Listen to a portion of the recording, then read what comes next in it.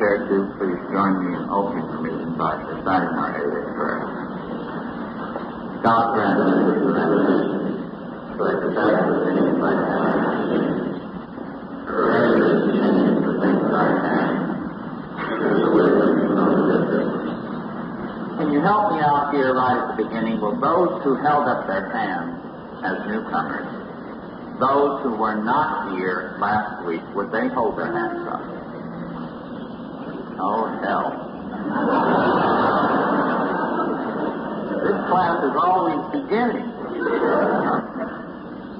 Well, I tell you what we tried to start here last week.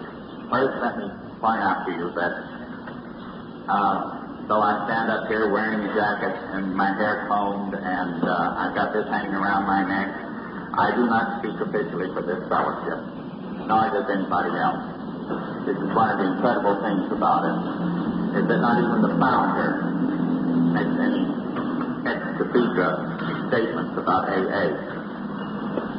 What we do is we tell you what we have come to believe through our own experience, and how I would like for you to think about these sessions that we're going to have started last week, tonight, and through the rest of July. It's a kind of a workshop in sobriety. Things that we talk about that have made a great deal of sense to me and have helped me a great deal, that I gleaned from my own experience and experiences of others, and put them out to you for your examination. The theme that we were going to take and are going to follow, to set up last week, was the quote from the next to the last paragraph of the first section of the AA book that said, "See to it that your own house is in order, and great events will come to pass for you and countless others." This is the great fact for us. So what we set out to do last week was to see if we could make a beginning in this month, taking some pretty giant steps each week, but it gives us a whole week and a lifetime to go back and do them again and again. But if we could answer 4 salient questions and see if we could build a house in which not only we could live comfortably, at peace with God, with our fellow man, and above all with ourselves, but maybe a house so sturdy, so inviting, that we could invite others to share it. And the first question we asked last week was what I believe is the end and all of recovery from alcoholism. It has to be the foundation of this house. And that question is, what is the point of sobriety? And I'm going to quickly review that for you newcomers here tonight. And then if there are more newcomers next week, I don't know. You'll have to tell them. I'll just quickly review that one of the oldest ideas that all of us come here with, because we come with it out of our culture, is that sobriety is a virtue. And since it is a virtue, and the practice of it is virtuous, then we logically conclude that A, we must be virtuous in order to do it, and 2, if we practice a sterling virtue like that, by God, we should have a reward. And this is where we come in, and this is where all the trouble starts. Because if you're an alcoholic, this state, whether it be happy or miserable, is no longer something that you're going to decide, well, I'll do that if, and then you name your list of rewards. It has become as necessary to you as insulin is to the diabetes, for an example. And it's to quickly get across to you the point that I tried to make last week. I think I can make this more, visualize it better for you, if you would assume, instead of being an alcoholic, that you are a diabetes. You have been to a physician. He has concluded this. He has and concluded his diagnosis and tells you that you have it, and there isn't any doubt about it. That all the evidence points to the fact that you are a diabetes, and that diabetes is fatal. That it gets worse, and that if something isn't done about it, it ends in death. Can you feel very depressed about this? And then he says, well, take it easy. All is not lost.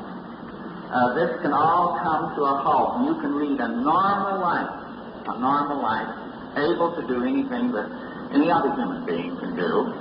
And all you have to do is take some insulin, either every day or so many times a week.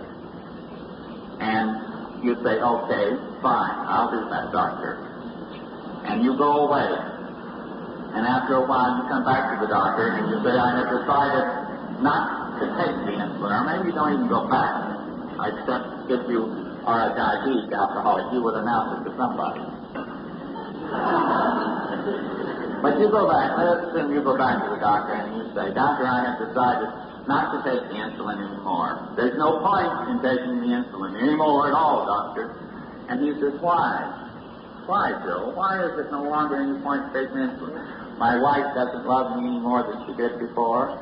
I don't get along any better with my boss.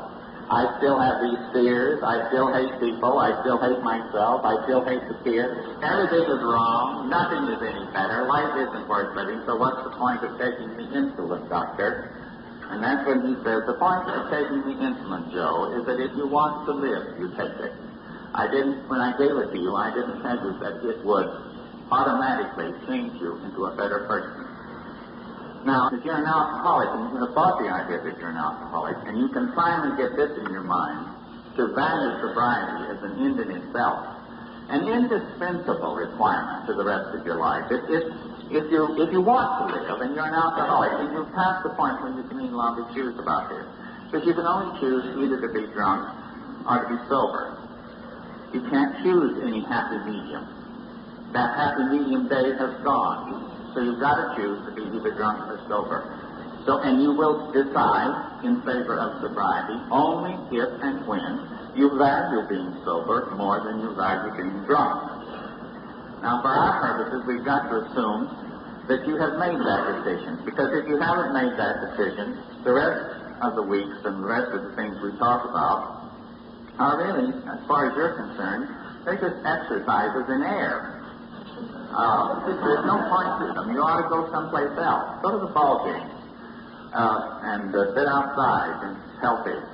Because there's no point. There's no point in sitting around here and brooding and turning this rigorous honesty in on yourself and coming up with all kinds of horrible answers if you have not decided that you would rather be sober than drunk. If you haven't bought this, that whether or not you're going to get any richer, any happier, any more beautiful or more handsome, whether people are going to like you better or you're going to like people, all of this aside, if you haven't decided that sobriety is an end in itself, that virtue is not connected with it at all, that all that is connected with it is staying away from the first drink. This is how you stay sober.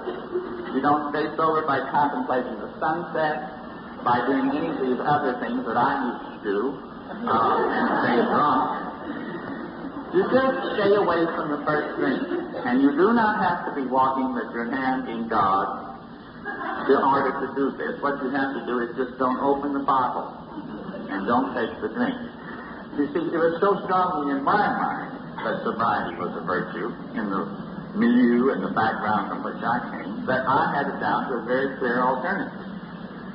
If you were not in a state of grace, then the only other state to be in was a state of drunkenness. There was no middle ground. Now, I have Irish Catholic friends all over the country who are still doing this. One is in St. Petersburg, two are in New York, one is in Chicago, one is San Francisco. They get in touch with me regularly. They still don't understand why I'm staying sober, because they contend I am no better than they are. And they are right. I just value sobriety, and I haven't got it mixed up any longer with the state of grace. You just don't have to do this, ladies and gentlemen. The alternative to being sober is not to being drunk, and the alternative to being sinful is not to be drunk. I said that wrong. The alternative to being virtuous is not to be drunk, and the alternative to being sinful is not to be drunk. Now, let's try, if we can take that now, to use a very overworked but I think very apt cliche, and I think it really points it out. I think of the alcoholic that sobriety finally has become, it's like soil to the farmer. The farmer, by God, has got to bring in a crop, or nothing happens. He goes broke. And he has a farm, he has good soil. It's there. Now he has to cultivate it. He has to let it lie fallow. He has to feed it. There has to be some rain, and finally there is a harvest. But without the soil, without the ground, without the earth, nothing would happen. And yet, the earth of itself cannot bring forth a harvest. And this, I think, is the way you can keep this in your mind. Sobriety is the foundation of the rest of your life. The point of sobriety for an alcoholic is life itself. But it cannot of itself bring you very much more than good health and a better brain to think with. Not that they should be minimized by any sense, because they can take you far. And I'll try to amplify on that a little later. Now, if that's our foundation, then why don't we take another question tonight then? Does it logically follow, what are we doing here in AA if really all you have to do is stay sober? To stay sober is to stay away from the first drink.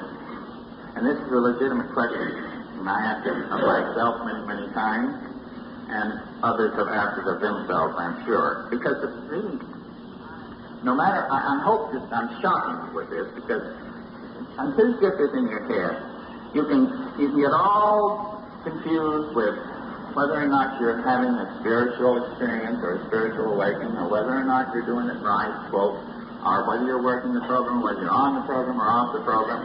And next thing you know, it's all added up to, well, there's nothing else to do but to get drunk. And see, there's no reason in the world to get drunk. There's nobody so bad that he can't stay away from the first drink. And nobody's so good, no alcoholic so good that he can't afford not to. It's as simple as that. Now, let's take our second question then, tonight. If this is the case, is a spiritual experience necessary to sobriety? I've answered it. Factually, no. And remember, I'm speaking only for myself, but I hope that you think about this a lot. Because if you can buy this, if you can take it, then your sobriety is as secure as the air that you breathe, because it's independent of anything else. All it depends upon is simply your staying away from first drink, something as simple as that. And if you're all in here sober tonight, you are doing it so you know it can be done. There's no doubt in your mind that it can be done. Now, if that's the case then, why would we come to meetings like this? Why would we have this book? Why would we have 12 steps? What would be the point of this whole business? Why couldn't we all just go home? It's a hot night, and there's other things we could be doing. Well, first I think in order to follow that up, you've got to ask yourself, finally there comes a question, why did I drink? What made it necessary for me to become an alcoholic? Why was it when I found out, as we all found out somewhere along the line, that this liquid, or these pills, or whatever it was, this chemical substance that we were using, when we found out that it was doing a lot more than we bargained for, why didn't we leave it alone? Now, the answers are as numerous as the people who drank. There's a lot of comes down to maybe 5, 6, 7 answers. But when you put them all of these hundreds of answers, there's a few significant ones, into a Bunsen burner and distill it, come down to the essence. The reason you drank, and the reason I drank, and the reason every other alcoholic drank to alcoholic success was for one reason and one reason only. We wanted to change our reaction to what we thought was reality. I would say we wanted to change our reaction to reality, but you will find out, as I found out, that you really didn't even know what reality was. There was always some kind of a change involved. We wanted to get from where we were emotionally or mentally to someplace else, and it didn't matter whether it was that we were happy, we wanted to be happier. If we were miserable, we wanted to be more miserable. We were never content to stay where we were in reality. It was move over here or move over there. A change had to be involved. If we were being peaceful, we wanted to be uproarious. If we were being uproarious, we wanted to be paralyzed. If we were in good health, we wanted to be sick. If we were sick, we wanted to be healthy. And we always took this booze in order to change our reaction, because we found out that the reality didn't change. Our attitude toward it changed. That's what changed. So what are we going to do here in AA? Very simply, what we're going to try to do, and follow for the rest of our lives, really, is to come up with a non-chemical technique, a non-chemical substance, a any kind of outside ingestion of any material thing. We will change our attitude and our life, our attitude towards reality, without any chemical means. This is what we're going to have to learn to do and what we try to do. Now, along those lines, let's define our terms then. What is a spiritual experience? When I came into AA, the appendix to this book had not yet been written. And what I will read to you will find out that the term spiritual experience and spiritual awakening, this was said with a great deal of awe. There were always quotes around it that really they quivered like papers. And you said them softly, and you said them trying not to look at anybody, and you said them always with your eyes turned out. You wanted everybody naturally to feel that you're either there or on the verge of it, or we're having another one.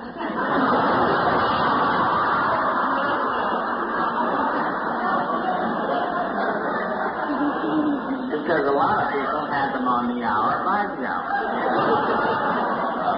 I remember when they used to be called, the 6300 Club, we used to call manifestations. I mean, they did some of these. And by God, they came in there all hours of the day and night with manifestations.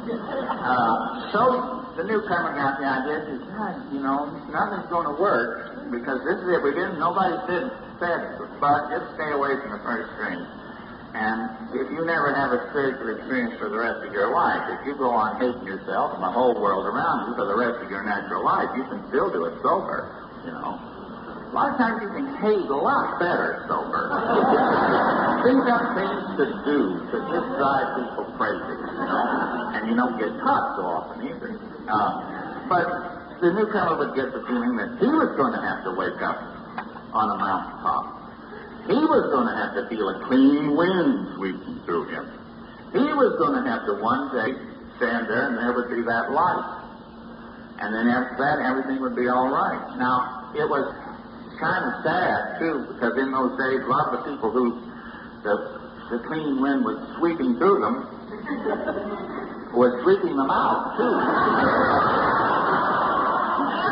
They didn't hang around very long. Finally, we got on an appendix, and I want to read it to you because it will, I think, define our terms.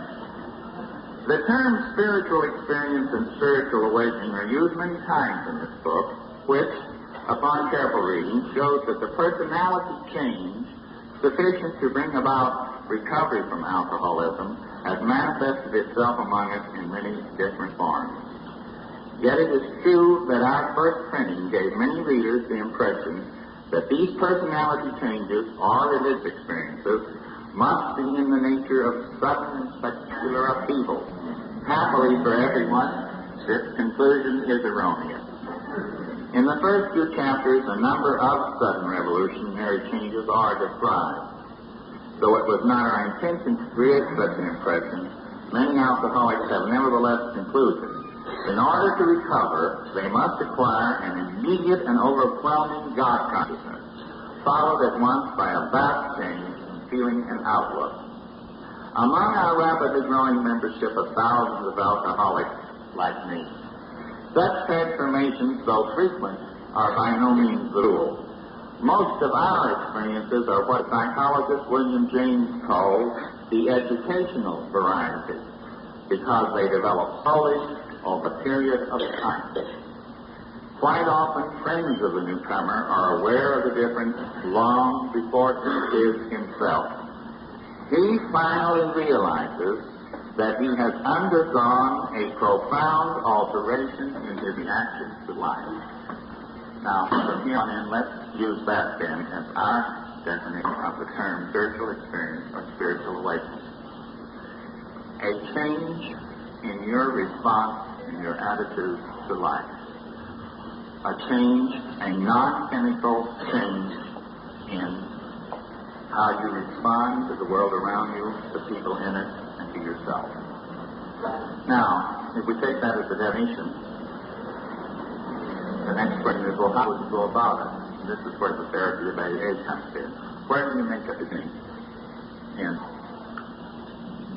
changing permanently how you have been connected to life? The AA prayer says, God grant me the serenity to accept the things I cannot change. So already there must be some things we can't change. Grace to change the things we can, and the wisdom to know the difference. And this wisdom comes very quickly, because after looking back upon a lifetime of trying to change others, I think one of the first things that can be gotten across to you here is that this is pretty impossible, and that the person who's going to have to be changed is you and I. The principles set forth in AA are not new.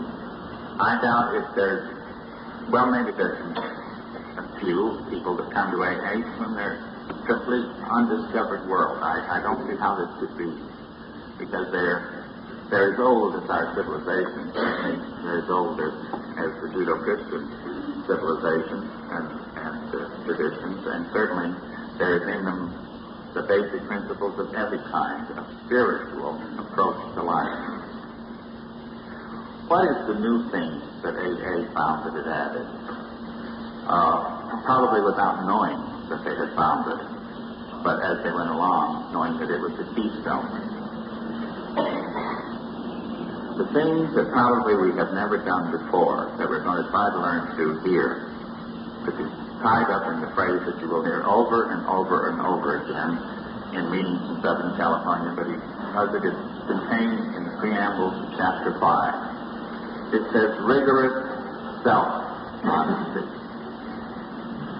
It wasn't too impossible for us, as practicing alcoholics and people getting ready to be alcoholics, to stand back a lot of times and size up the situation as it applied to other people and as it applied to other facts.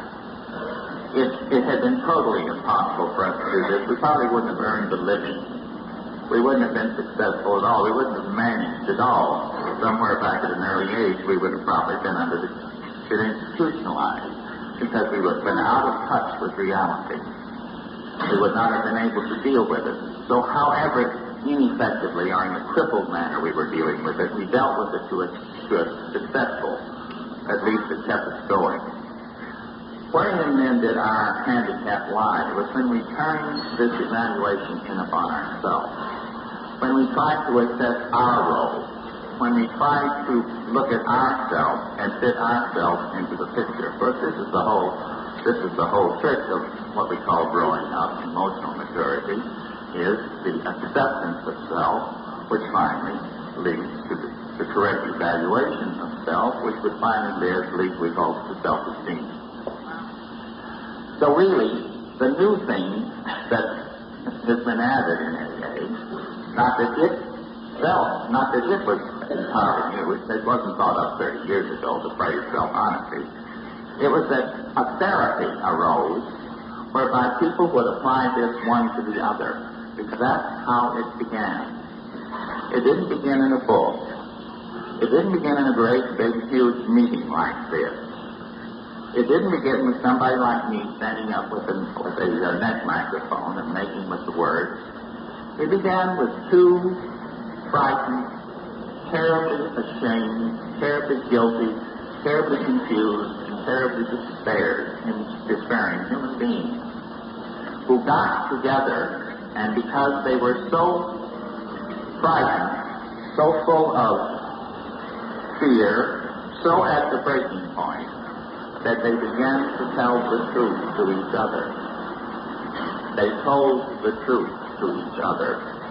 And this telling of the truth from one human being to another on a man-to-man, individual-to-individual basis, without benefit of sacraments or priests or ministers, without any ritual, without any kind of dogma or doctrine, just two human beings stripping themselves naked in front of each other and therefore trusting each other, becoming willing to become totally invulnerable, becoming willing to stand there before another human being, a total stranger often, and saying, this is me.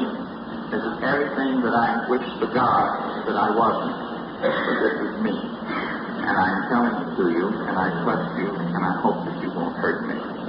This is how it began, and this is the way I think it will have to continue, because this is the way we get ready for it. To be the very epitome of the 12 principles of AA are contained in the 4th and 5th steps. Everything prior to that is preparation for those steps, and everything after it is the implementation of what we found and what we decide. Let's go back now real quickly and take the 1st, the 2nd, and the 3rd steps, that they are preparation. Nobody can work any of the AA steps for you. It's a personal experience. It goes as deep as you are willing to go. AA, like every therapy, like the patient and analysis, or any other kind of psychotherapy, this is a case where the patient is always the doctor. The patient sets the pace. The patient says how far we will go, how much therapy will be applied, how well he will get. Nobody can push him because he has to do it himself. So if he is going to say, I admitted that I was powerless over alcohol and that my life was unmanageable, this has to be something that he believes. Now, I found that, and maybe today this is becoming more and more commonplace, that admitting that my life was unmanageable, while it didn't bother me, I thought it was a little inaccurate, because as a matter of fact, by the time I got to AA, admitting things didn't bother me at all. I was just, wanting the admitting to start bringing some results. That was all I was looking for, because I had been admitting now for a long, long time. Although I held it to a big fact. Not sacramentally, but with you people. Because you all didn't count so much. But if, as I did, you found it was a little inaccurate to say that your life was unmanageable, then I found that if I substituted a word that was much more accurate for me, because it was what I was trying to keep hidden, and I changed it this way. Not that it made any difference to me, not that the other was difficult, it was just easier for me. It was more accurate as far as I was concerned. I said to myself, I admit that I'm powerless over alcohol and that my emotions are unmanageable. This is what I never could really predict. I could predict that I would be at work, but I could never predict how I was going to feel. I could never predict how I was going to perform. I never could predict whether or not I would stay. So it was my emotions, it's how I reacted to what was going on around me that finally became completely and totally unmanageable. So unmanageable that seemed to me the only alternative was to try to withdraw from life. And the only acceptable way to me with my religious background and belief was that I didn't do this deliberately. I realize now I did it quite unconsciously, but it was to die drunk, because there's always the chance, you see, that you will be diagnosed with something else. And as a matter of fact, that's why I always used to like to specify a sanitarium close to St. Ambrose Church on Fairfax. Because I figured if I was in the sanitarium that was only 2 blocks away, it might all work out one day that the doctor arrived with a shot of formaldehyde and Father O'Toole came with the last sacrament all at the same time and all came out even. And I would be what was called saved. That made more sense to me to say that my emotions were unmanageable. Then came to believe that a power greater than ourselves. Nobody can take this step for you. In AA, we don't attempt to define this power. I came in with a very, very arranged God. He has been around for some centuries. He has been painted and drawn and interpreted and dogmatized, and he was down in books and every place else. And I was sure his servant, and I was scared to death. And I said I loved him, and I was everything that was going fine. And I realize now, after 16 years of sobriety and quite a little bit of therapy and work along with the years of sobriety, that I don't know anything at all about this power greater than myself. I don't know whether I understand him or not. I have a feeling if I understood him, he wouldn't be God. He and I would just be kind of buddies. He would be just Mr. Glad, I guess. Or Mr. Clean, whichever I happen to need at the time. And, but I don't know anything about him. I don't know anything about him at all, so I can't help you. I used to be able to give you quite a dissertation. Just mention God, and if you showed any kind of doubt, I could take you off and straighten you out. I don't know that I understand him at all. I don't understand him. I don't ever expect to, but I am content to choose to believe that if he is around, he understands me. And that should keep him occupied, as far as I know. So I'm willing to take my chances with him, and I have evidence in my life that he can restore you to sanity. However he goes about it, or whether he's involved or not, if you go along and you keep taking one more step, and you don't throw in the towel, no matter how much you want to, sooner or later, more sanity than I ever had before came, and that's quite a bit. Now, make a decision to turn your will and your life over the care of God as you understand him. That's the thing I had been doing with deafening regularity all of my life. I did it every morning, except those mornings, of course, naturally, when I was in the state of sin. There's no use turning your life over to God. You keep it for yourself, for those days. Sure as hell ain't going to let God move in on those days, because it's only when you finally say goodbye to that life that you move over. So if you know this Dr. Jekyll, Mr. Hyde life I had going, that was just like changing underwear. Except toward the end I got mixed up. I didn't know what suit I was wearing. But what do we mean when we say turn our will and our life over to him? If we understand, whatever our understanding is, or him or in it, what does that mean? Well, I tell you what it has come to mean to me, and it didn't then, but it does now. It doesn't mean, as I used to think, that I have then, from that moment forward, had to kind of sit and wait until little celestial beats came through, and said, go left, go right, get up, sit down, go to work, come home. You know, because things really got into a terribly static position for me for a while. I finally believed it meant that I was to use whatever gifts I had been given. I was going to have to work with the clay that I had. All my life was really like a sculptor who knew he could sculpt and wanted to sculpt better than more than anything else in the world, but he always felt that he couldn't find the right clay. If he could just find a better grade of clay, then he could sculpt something worthy of his effort and worthy of his talent and worthy of him. So he spent a lifetime looking for the clay, and finally one day he died. And there wasn't even an epitaph for him. Maybe the epitaph was he didn't find the clay.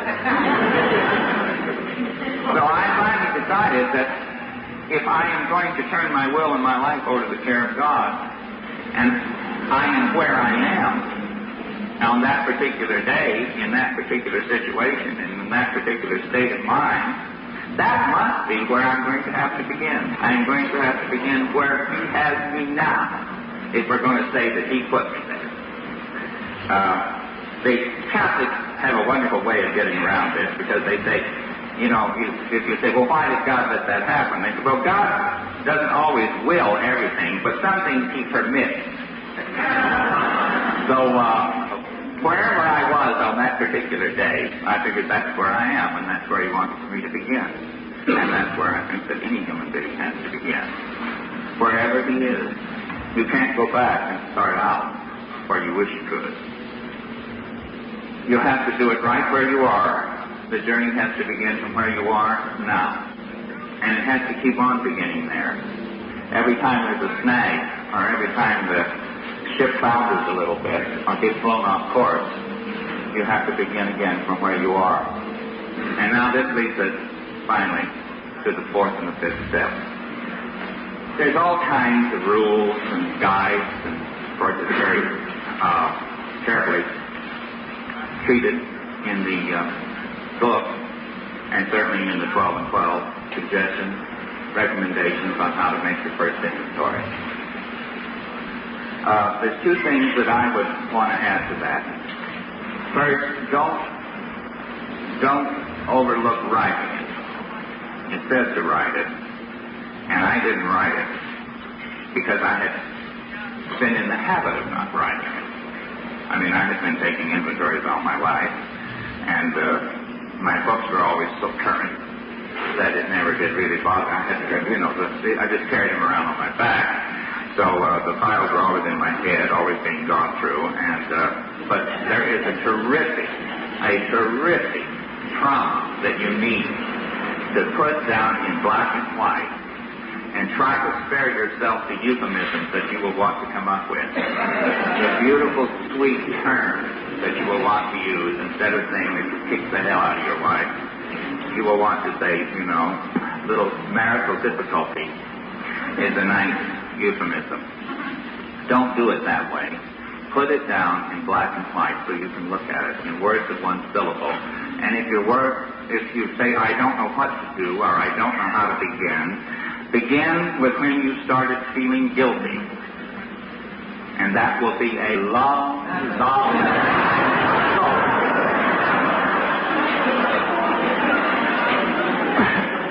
So give yourself a lot of paper and a lot of time and go someplace and do this.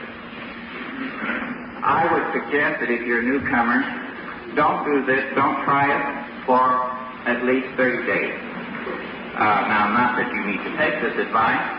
There's some of you who couldn't be hog-tied and kept from taking your inventory. You're looking forward to it with glee. Others will say, 5 years later, they'll say, I don't know. I just don't seem to be able to do it. Which proves, of course, you see, that all you need to do to stay sober is stay away from the first drink. See, I like to keep reiterating that.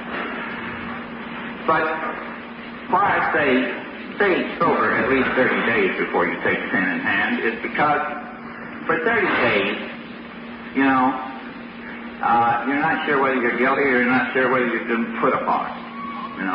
You're not sure about anything. You're not sure whether you want to stay, sit, run, or fly. And if you want to put it off for a little while longer, do it. But don't put it off too long. Not that you're going to get drunk, because the only thing that will get you drunk is to take the first drink. That's what will get you drunk. So don't say that I got drunk because I didn't take my inventory, or I didn't write it, or I didn't use the right coloring. You got drunk, ladies and gentlemen, if you get drunk because you take the drink. And you decide to take a drink. No one comes and hands it to you. There's no body with a little doll image of you sticking pins in it. We've tried that in England. We've had years of doing it, and it doesn't work. Nobody's been able to get anybody else drunk, no matter how many little voodoo images we've made. 60 clubs used to be live with them. but nobody got drunk except the people who wanted to get drunk. So don't put it off too long, but don't do it too soon. I would let 30 days go by. That's just a real time. And then you say, what am I going to put down? Well, if you started back as far as when you began feeling guilty, then doesn't it follow that you put down what makes you feel guilty? What makes you feel ashamed? What makes you feel so terribly disappointed in yourself? What makes you feel so very frightened? And if you can, if you're able to do it on the first go-round, end up with those things that you would rather die than have any other human being know. Now, they always turn out to be not nearly the terrible, horrible, reprehensible things that immediately come into people's minds when you say this. They always turn out to be something that has bugged you all of your life. Sometime when you were probably terribly, terribly cowardly, or weak, or ashamed, something, keep them all in, put them there. And then, here again would be a good time to sit and think about it for a little while longer instead of rushing out to find somebody to do this with. Consider for a long, long time who you're going to take this with. The only thing that stipulates is another human being. And the only thing I would add to this is, if it's possible, in your acquaintance, whether it be a priest, a doctor, a lawyer, a psychologist, a friend, another AA member, try to choose somebody whom you feel will be able to help you look at this, neither condoning nor condemning. Because you will tend to go one way or the other in this fifth step, and you've got to cut a middle road. You can either condone and you can't condemn, but one is just as important as the other. There's never enough time when you try to talk about the steps, and certainly the point of this, which is the beginning of the AA therapy. But we started out tonight with the question, is a spiritual experience necessary for sobriety? I believe, and it is my opinion, that I will take to the grave based on my experience and the experience of countless others. The answer to that question is no. No. So don't try to build yourself an alibi. Staying away from the first thing has nothing to do with whether or not you are having a spiritual experience or anything else. It has to do with whether or not you, as an alcoholic, value being sober more than you value being drunk. It's as simple as that. Now then, if that's the answer to the question, then can we go on and extend the question a little bit further? If sobriety is our foundation, the indispensable foundation of the house that we're going to try to build and spend the rest of our lifetime building, is a spiritual experience necessary to raise this superstructure above ground zero? And I believe the answer to that question is yes. Now I'll try to answer the one question that was written and turned in, and then we can spend the rest of the time if there are any questions that you'd like to ask me tonight. How does a newcomer get rid of a freeloading, practicing alkie that's living in the same house? The practicing one is paying no rent and not willing to go to AA. Help. Well, there's one great thing left out here, and that is, why is the practicing freeloading alkie living in the same house, whether there is...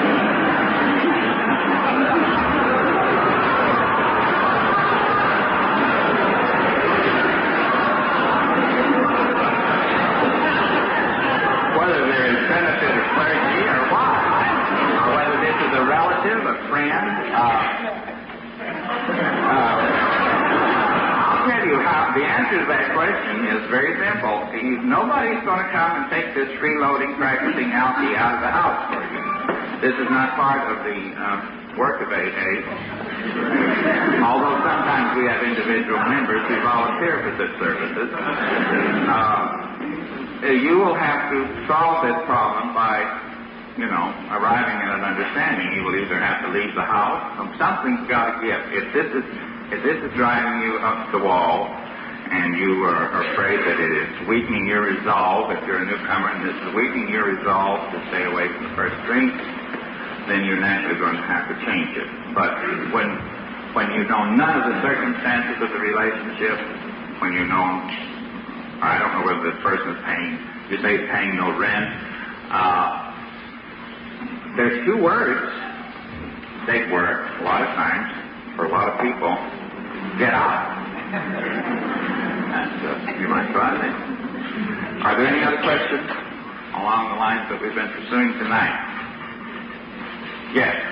The question that Irv asked is, once you have taken the fourth and the fifth step in the manner prescribed and recommended in the book and in the principles and therapy of AA, is it necessary to do it again? I'm so glad that Irv asked this because I think this is a very, very important question. In the book, if you take this in the way the book puts it down and recommends it and prescribes it in the way we all should, you take it from a moral viewpoint. In other words, you are reviewing your life at this stage, and for a very good reason and for a very good purpose, you are viewing it from the standpoint of a moral right or a moral wrong. Then, I don't think you will ever have to do this again, because there will be no longer any need to keep going back and weighing the guilt and the shame and all of that. I spent a lifetime picking at the sores of my past, and I don't think there's anything more destructive, more corrosive than this. It doesn't get rid of the guilt. It doesn't exorcise the guilt at all. It deepens it and deepens it and deepens it. After you've done this as thoroughly as you can at whatever stage of sobriety you are in, and you have written this and you have taken this fifth step with another human being, then forget about it. The only other use, and you will make constant use of this for the rest of your life, the only other time now you will refer back to your past is to learn from it. And you will try to do that, hopefully, I would think, from a non-moral viewpoint. All question of right or wrong will now be left out because you have fulfilled the condition, and now you can go back and review your life to learn from it, from the pattern of behavior, what you were after, why you were doing what you were doing, and what you were hoping to gain. Don't you think, though, that the 10th step is more or less a continuation of the fourth and fifth step? Yes, of course, but it's supposed to be on a daily basis, and therefore it shouldn't be as traumatic as an experience as the fourth and fifth step. The fifth step, the 10th step, really is a daily extension of the basic thing that we're talking about, the new thing that was added of rigorous self-honesty. It just keeps going along those lines. This is supposed to be a daily step. We continue to take personal inventory, and when we were wrong, promptly admitted it. But as we talk, in our next session, that's one of the things I want to cover, and I'm so glad, very grateful to you for bringing that up, because this is where I think the trouble comes, a great deal of the trouble comes, is to keep going back. How many times have you people in these meetings I've been leading in the past, somebody has said to me, they raise their hand and they say, Alan, what do you do about the guilt? What do you do about the shame? What do you do about all those things? You say, well, you have done it. If you do the fourth and the fifth step, then the moral part of that guilt, any of the right or wrongness of it, is you have done all that you can do. And you leave it alone. From now on, what you're going to try to build up is to build what was behind those things. What were you trying to do? They were not just acts that you chose out of a clear blue sky to fling in the face of God and man. You chose them without knowing it. You chose them very, very deliberately. And this is what we will try to pursue in the next two sessions. And yet, the question is, we use the phrase rigorous self-honesty, and we assume then that therefore it, as Jack says, it's there, and you pick it up and you put it on and you got it. Well, it's true. It doesn't work that way at all. because if it was that easy, we would have been practicing it all of our lives. This is why the fourth and the fifth step are the beginning. Self-honesty is, if the way I began to try to do it with me, was the only way it could come. I knew my acts, there they were in front of me. If I lost my temper, if I cut somebody down to size, if I lashed out at somebody, if I got drunk, if I slept around, all of these things, there they were. And I said, I did that. Now that's honest. Now where does the self-honesty come in? To me, the self-honesty means you try to understand why. Why? Because you'd have to be a lot thicker than we hope any of us are if you would look at this act, at the physical, actual, factual evidence of your act, and then deny them and say, no, I didn't do it. So the self-honesty to me, where the self comes in, is you look inside yourself and say, why? Why did you do this? And then you come, when these answers come up, this is the self that you have been trying to keep hidden, that you've been putting away, that you've not wanted anybody else to find out, therefore you've kept it hidden from yourself. The self that you have repressed all these years, the self that reacted to reality, that caused us to want to drink, this is the self-honesty that you have to turn your eye into. And this comes, I think, only from a searching analysis, practice over and over again of why. Does that answer your question?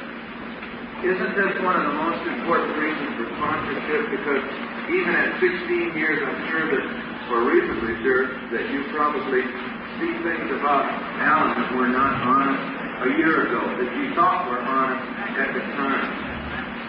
Don't you need someone outside yourself in order to find rigorous self-honesty?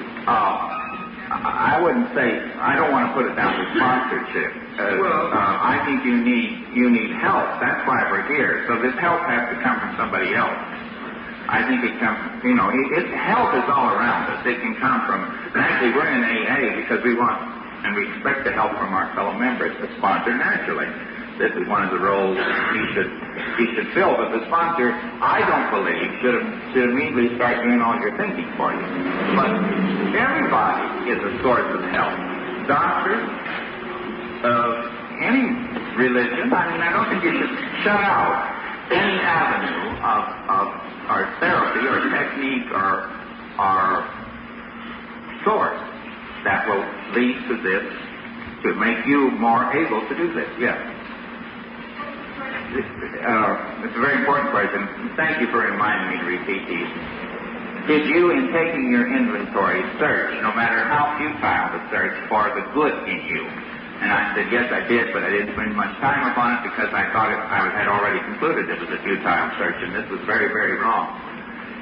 This is a very good question. Again, leading again to the self-honesty. And just as you are concerned with why the guilt, and why the bad, and why the wrong, and why the undesirable, I think you have to be equally concerned with why there is good. Why do you have the assets that you have, as well as the liabilities? Yes. How do you get rid of a resentful attitude, even though it may be very minor? Because minor resentments always build into big resentments. They are self-perpetuating resentments.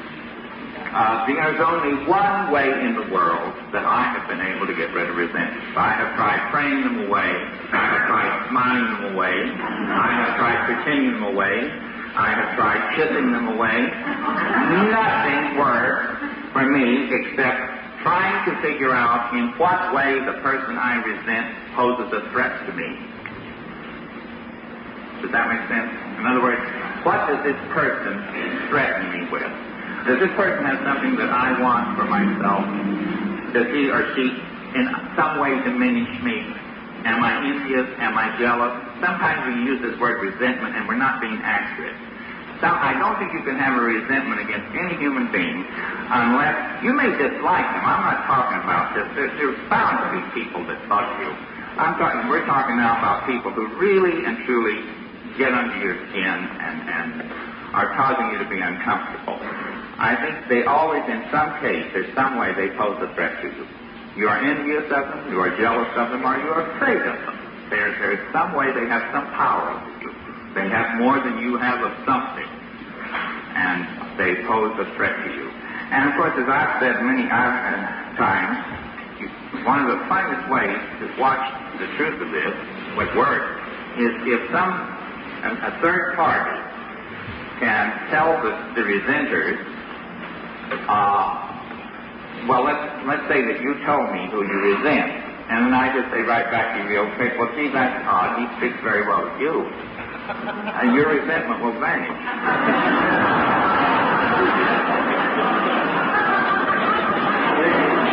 Around the room, You can sit down.